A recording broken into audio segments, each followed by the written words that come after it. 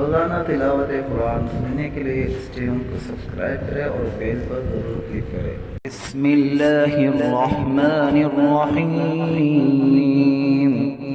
अर्रहमान अल्लमल कुरआन खलक़ल इंसान अल्लमहुल बयान। الشمس والقمر بحسبان والنجم والشجر يسجدان والسماء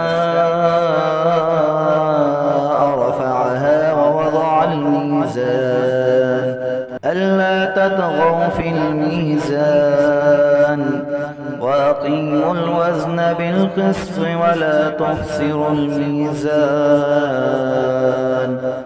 والأرض وضعها للأنام فيها فاكهة والنخل ذات الأكمام والحب ذو العصف والريحان فبأي آلاء ربكما تكذبان خلق الإنسان من صلصال كالفخار وخلق الجان من مارج من نار فبأي آلاء ربكما تكذبان رب المشرقين ورب المغربين فبأي آلاء ربكما تكذبان مرج البحرين يلتقيان بينهما برزخ لا يبغيان فبأي آلاء ربكما تكذبان يخرج منهما اللؤلؤ والمرجان فبأي آلاء ربكما تكذبان وله الجوار المنشآت في البحر كالأعلام فبأي آلاء ربكما تكذبان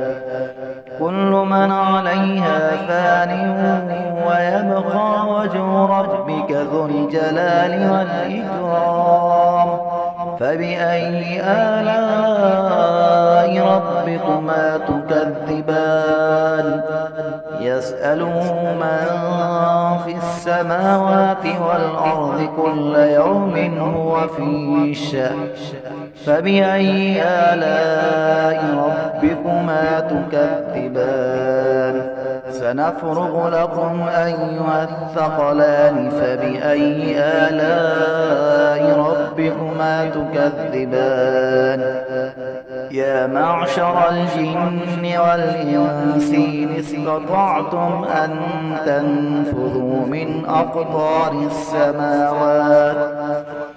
أقطار السماوات والأرض فانفذوا لا تنفذون إلا بسلطان فبأي آلاء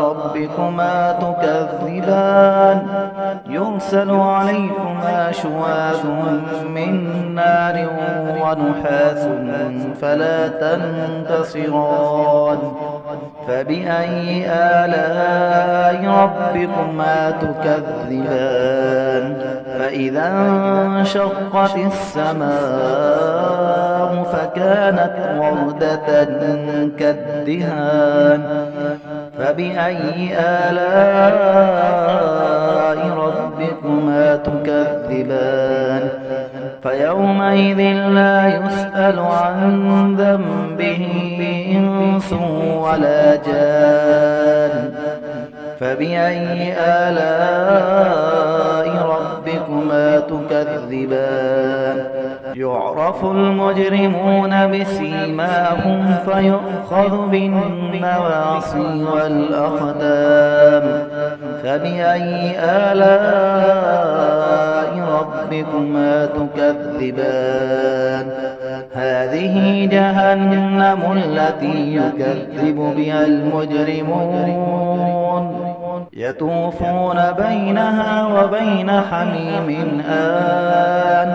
فبأي آلاء ربكما تكذبان؟